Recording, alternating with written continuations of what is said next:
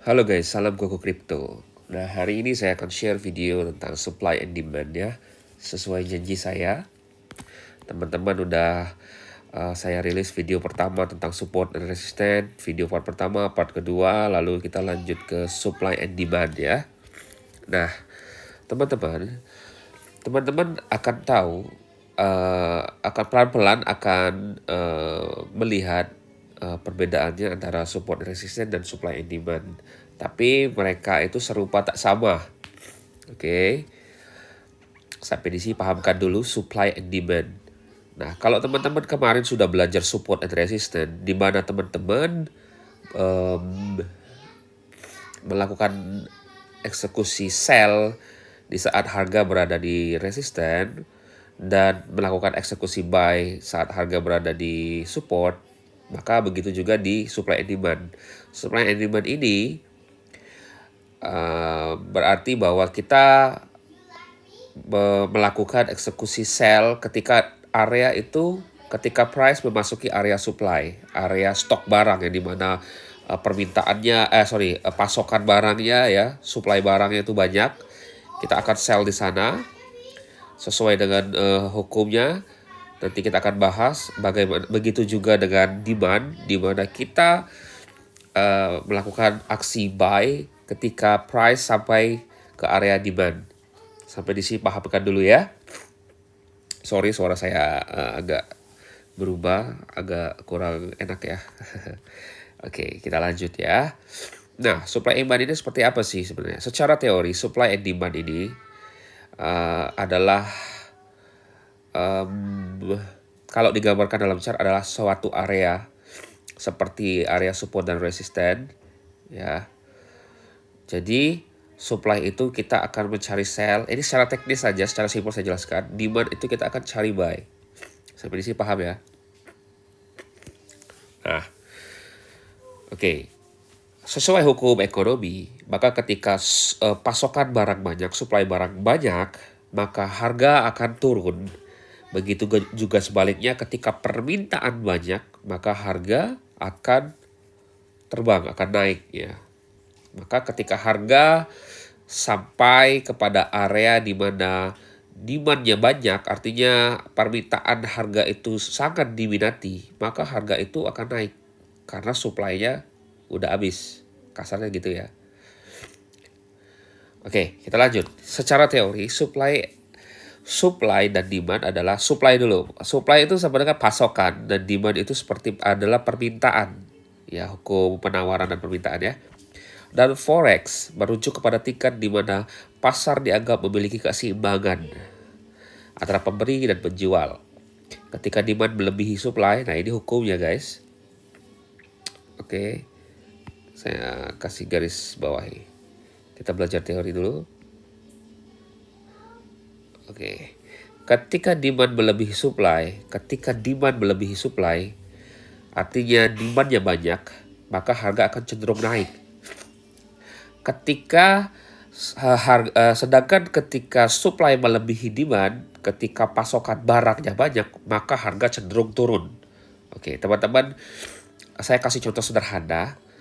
Ketika saat musim duren, ya, maka barang akan banyak banget duren ya. Di tempat saya itu daerah penghasil duren ya, pertaniannya juga salah satunya. Di sini durian itu panen setahun 2 sampai 3 kali kurang lebih, harusnya secara umumnya 2 kali ya 1 tahun, tapi ya karena musimnya ekstrim ya, jadi nggak tahu nih, kadang 1 tahun bisa 3 kali. Tapi oke. Ketika saat musim duren ya, maka duren tuh akan banjir guys. Banjir itu banyak barang di pinggir jalan, itu orang akan jualan, buka lapak dia untuk jual duren. Dan harga duren di sini cenderung murah. Nah, ketika saat barang itu banyak, duren itu banyak, harga duren di tempat kami ini bisa sampai 10.000, 5.000 sampai 10.000 rupiah guys. Murah kan? Murah banget. Tapi ketika memasuki musim akhir dari musim durian, pasokan barang itu akan semakin sedikit. Jadi biasanya petani-petani itu bisa panen satu pohon itu satu truk atau satu pickup ya. Nah, ketika mendekati masa-masa akhir ya, itu cuman bisa panen ya setengah mobil aja, mungkin satu gerobak aja gitu yang bisa panen. Artinya barang sedikit.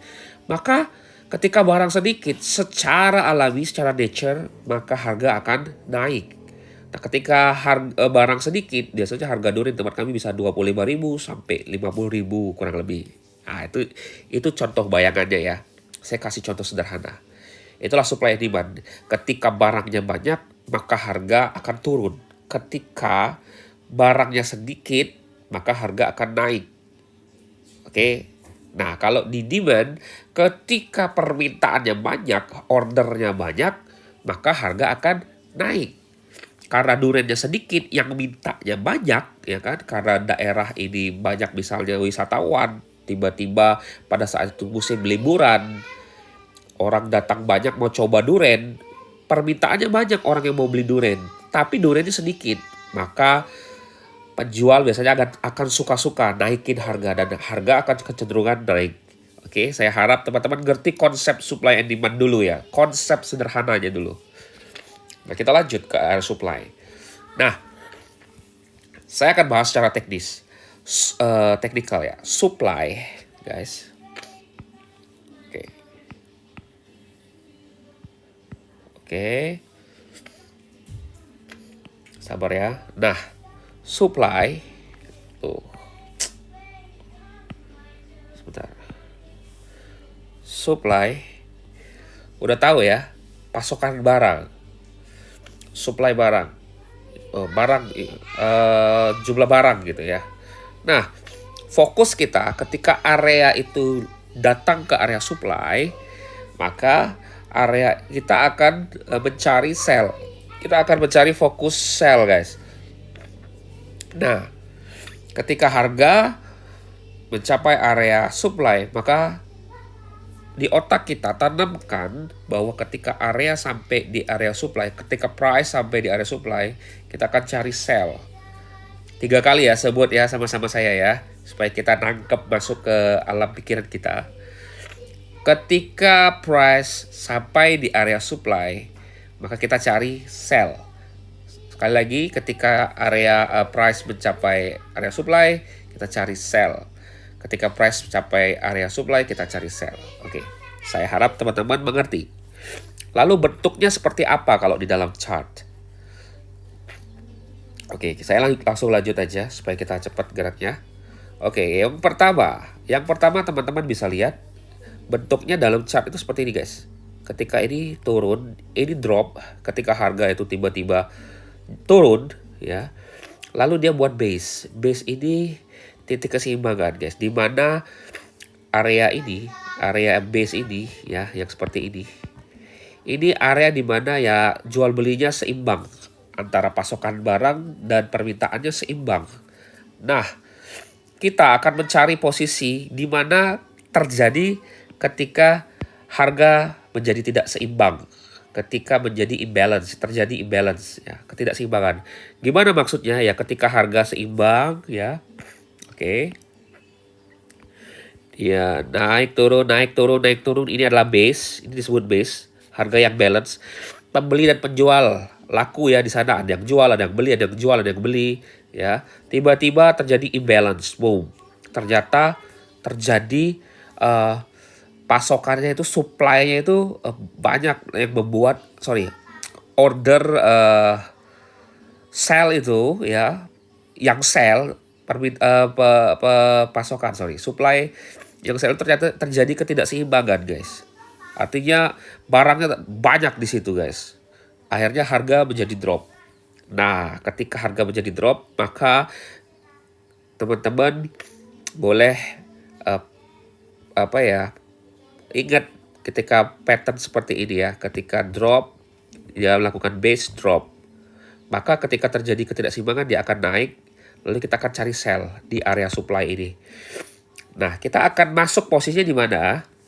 Kita akan masuk posisi itu di area base. Nah, area base ini akan menjadi area supply. Karena di sini udah banyak banget ini. Ternyata yang membuat harga ini jatuh, Yang membuat harga ini jatuh adalah supply yang besar di sini. Ada order yang besar, order sell yang besar di situ. Maka ketika harga turun, dia akan naik. Kita akan cari sell di sini karena supply-nya banyak, barangnya banyak di situ. Sorry, oke. Bentar ya. Kita akan cari sell karena bekas ya, ada bekas. Karena bekas terjadinya area ketidakseimbangan. Maka area ini akan menjemput order ini untuk turun. Oke. Nah, ini bentuknya adalah drop base drop. Lalu yang kedua rally base drop. Rally base drop itu apa? Ketika harga sedang menaik, tiba-tiba dia terjadi balance, seimbang. Penjual, pembeli itu sama jumlahnya. Balance ya. You jual 5.000, saya beli. You jual 5.000, saya beli. Tiba-tiba, boom, dia jatuh guys ke bawah. Artinya terjadi ketidakseimbangan. Nah, ini area ini menjadi area supply. Oke. Ketika terjadi balance, ketika terjadi ketidakseimbangan, maka area yang balance tadi, base itu boleh kita sebut sebagai base, itu adalah area supply. Oke. Lalu kita ngapain? Kita akan tunggu dia memasuki area supply untuk kita masuk entry sell. Ingat ya, kalau area mencapai area supply maka akan sell. Ini bentuk line chartnya seperti ini ya. Bentuknya seperti ini. Coba pahamkan dulu guys. Lalu bentuk chartnya seperti apa? Bentuk chartnya seperti ini. Teman-teman bisa lihat bentuk chartnya seperti ini. Oke. Dia turun, dia naik, dia terjadi base, dia turun. Oke. Begitu juga rally base drop. Dia naik, dia buat base itu terjadi keseimbangan, dia turun, boom. Oke ya. Tangkap ya. Dia naik, dia bermain, dia turun. Oke. Inilah bentuk dia di dalam chart. Bentuk rally base rally dan rally base drop ya. Nah, base adalah kondisi di mana harga balance seperti yang saya jelaskan tadi, oke? Oke, ini bentuknya. Nah, inilah kira-kira apa yang harus kita lakukan ketika price terjadi di dalam market. Ketika price membuat base, dia turun, dia buat base, dia turun, dia turun. Kita udah tahu dia mau kemana sekarang karena dia udah membuat area supply. Lalu kita akan tandai area supply ya, area supply ini. Kita tandai area supply ini untuk mencari posisi sell. Ketika harga itu naik, maka kita akan masuk area ini sell. Oke, cari sell. Begitu juga daerah ini ya. Ketika harga naik, dia turun. Maka ketika dia naik lagi kembali ke area balance, area supply, maka kita akan cari sell di sini. Kita tandai area, kita buat area ini. Cara marking area, teman-teman boleh lihat di video sebelumnya, di video part 1. Gimana cara menandai area, teman-teman boleh lihat. Nanti kita akan bahas di chart juga. Teman-teman boleh lihat di video sebelumnya atau boleh gabung juga di grup Telegram. Teman-teman boleh cek di link di bawah ini di deskripsi, boleh join, boleh belajar sama-sama di sana. Oke, nggak usah takut buat teman-teman yang baru belajar dan belum tahu ilmu trading. It's okay, kita belajar bareng dari nol. Bukan dari nol ya, dari dasar, dari basic. Oke, sekarang demand. Nah, demand ini apa? Fokusnya apa? Fokusnya kita akan cari buy. Ketika price sampai ke area demand, maka kita akan mencari buy. Oke. Bentuknya seperti apa? Bentuknya adalah rally base rally. Kalau di sebelah tadi drop base drop, sekarang rally base rally. Oke. Rally itu kenaikan, base itu area balance ya. Jadi area balance ini jadi area demand. Terus ini juga drop base rally ya. Dia turun, dia buat base, dia naik. Nah, area ini menjadi demand. Oke. Nangkap sampai di sini, ini baru basic guys. Teman-teman yang masih bingung boleh tanyakan di grup. Nah, bagaimana bentuknya dalam chart? Begini bentuk dalam chart guys. Ketika dia naik, dia buat base, dia boom. Maka area keseimbangan ini, area merah ini, biru, merah, biru. Area merah ini kita marking ya, boleh dari shadow to shadow boleh, atau body to shadow, oke. Area demandnya kita tandai sebagai zone. Tujuan apa? Ketika harga balik ke bawah, kita akan masuk posisi buy. Oke. Nah, kita akan lihat pada posisi drop base rally. Area ini juga, area base-nya kita akan tandai sebagai area demand. Berharap bahwa ketika dia turun, kita akan posisi buy di sini. Oke. Simple kan? Simple. Ini bentuknya. Ketika dia buat base-nya kita udah tandain, kita marking, maka harga kembali, kita akan buka posisi buy di situ. Cari buy. Begitu juga ini, dia naik, ya kan? Area base-nya kita tandai. Ketika harga turun, kita akan cari buy. Oke, sampai di sini paham? Oke, paham? Teman-teman kalau paham, boleh komen di bawah ini, boleh diskusi juga. Kalau ada yang bingung nanti saya bantu jawab lewat video juga boleh. Atau masih bingung juga boleh gabung di grup Telegram. Ada di link Telegram di bawah di deskripsi, teman-teman boleh lihat. Saya buka kelas gratis ya, grup.